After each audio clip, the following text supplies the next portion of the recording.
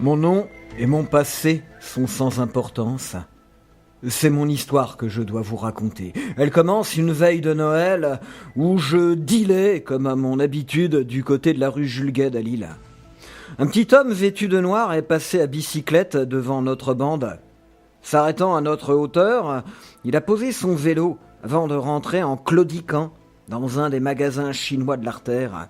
Ni une ni deux, j'ai chippé son engin qu'il n'avait pas pris le temps d'attacher.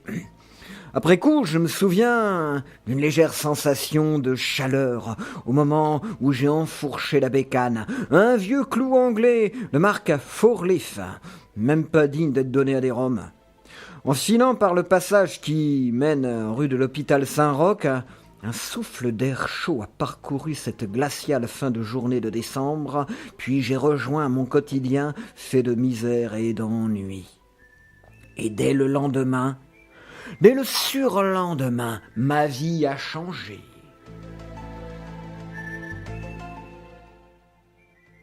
Tout d'abord, un appel de la mission locale qui me proposait non pas un de leurs stages bidons, mais un vrai travail rémunéré et en rapport avec mon BTS. Je commençais le jour même, ce qui m'évitait la panne d'oreiller. Évidemment, je m'y rendais en vélo.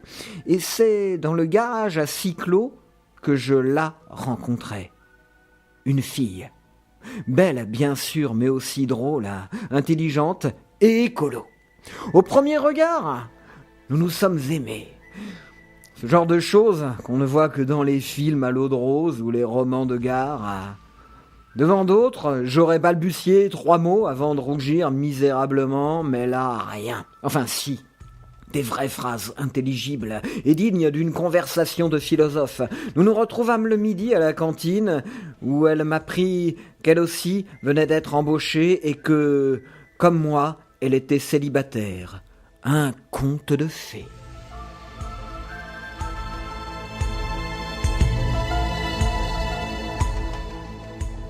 Et la machine à bonheur a continué sur sa lancée. Une invitation à une soirée de réveillon que nous passions à la Maison Folie de Oisem. Une nuit de volupté dans ma mansarde non loin de la place du marché.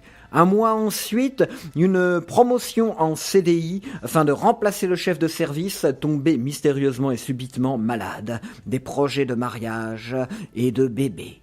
Mais avant, l'envie de nous installer dans un logement rafraîchi du boulevard Montebello, repéré dans la Gazette de Oisem.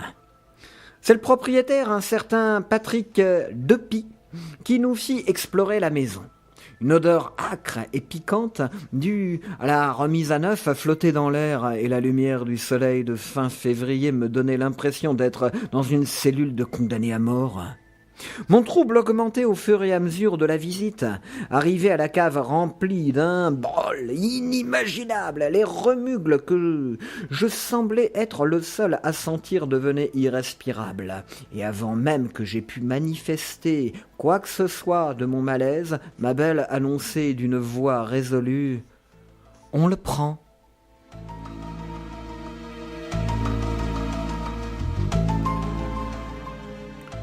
C'est au moment de signer le bail que je m'aperçus que le proprio boitait. C'était devenu sans importance car le regard de ma déesse me faisait oublier tous ces mauvais présages. C'est le samedi 1er mars, dans une quasi-euphorie auréolée d'un sympathique retard de règles, que nous emménagions quelques jours avant l'arrivée du printemps. La première nuit fut accaparée par un cauchemar effroyable.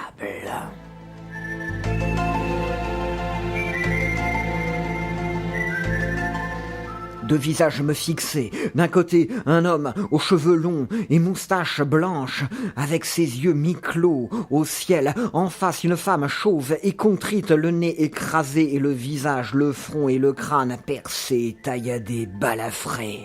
Puis ils se sont mis à me frapper. C'est à ce moment-là que je me suis réveillé en sueur, tandis que les coups continuaient sur les murs.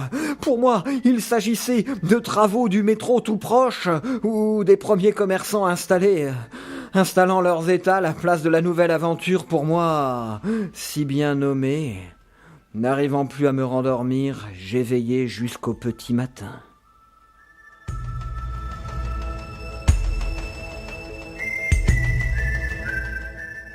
Puis j'ai bien vite oublié cette nuit de folie en allant chercher le petit déjeuner de la future maman sur le traditionnel marché dominical. Mais le même songe dément est revenu la nuit suivante, ainsi que celle d'après. Au bout d'un mois, je n'osais plus aller me coucher, tout en cachant mon jeu au prétexte d'un surcroît de travail. Terrorisé, j'attendais et je comptais les cognements que j'étais le seul à entendre. 67 chaque nuit, 67 heures résonnaient dans cette demeure, et au matin, à chaque fois, la joie de voir s'arrondir le petit ventre à mes côtés.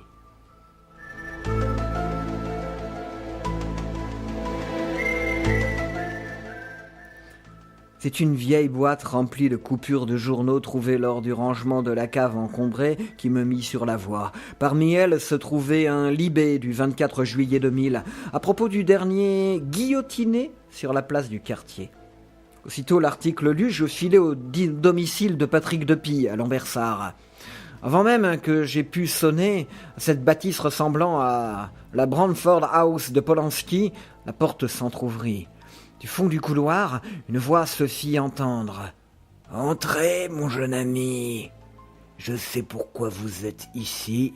À vrai dire, je pensais que vous alliez arriver plus tôt. » Interloqué, je m'asseyais face au vieillard qui me fit cette étrange confession.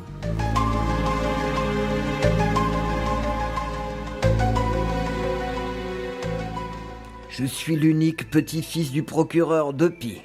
Mon grand-père a fait condamner à mort Fernand Hubert qui, le 1er mars 1937, tua une bonne vieille rentière de Lambersart, Marie Piquet, dont il était pourtant l'obligé. Hubert était innocent. Mon aïeul était l'assassin. Il voulait cette maison que vous habitez et que la famille Piquet refusait de lui céder. C'est avec le vélo que vous m'avez volé qu'il s'est rendu à Lambersart afin de négocier cette vente. La veuve Piquet intraitable a fini par l'insulter. Il l'a exécutée de 67 coups de pompe à vélo. Puis il a maquillé son crime et fait accuser ce pauvre R qui traînait les estaminets du quartier. Avant cette exécution publique sur la place Vergniaud, le 28 avril 1938, le condamné qui avait acquis des pouvoirs magiques d'un sorcier marocain qu'il avait sauvé durant la Grande Guerre, ce qui lui avait d'ailleurs valu une décoration, a jeté un sort sur notre famille.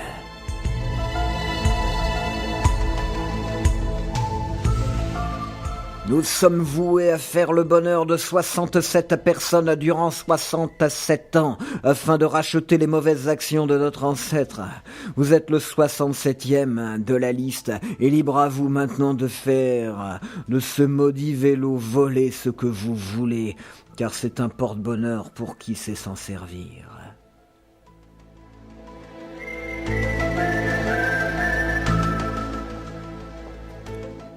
Mon fils est né depuis quelques semaines et il fait particulièrement froid en cette veille de Noël. Je l'ai emmené sur le porte-bagages de la vieille bicyclette que je me suis enfin résolu à laisser traîner dans un coin du quartier. Que celle ou celui qui en héritera en fasse aussi bon usage que moi.